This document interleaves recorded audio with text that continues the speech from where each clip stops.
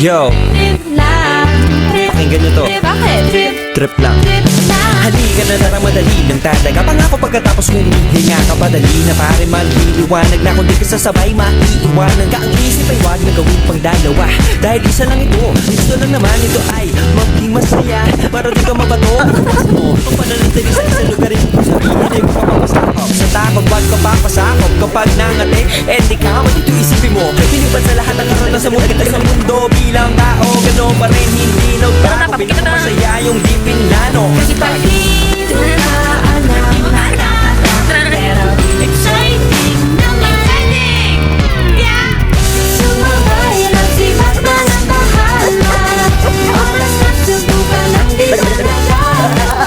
Minsan ang kaya, pagkaligaya. Mag-enjoy, magsaya, walang mawawala. Trip, trip, trip, trip lang.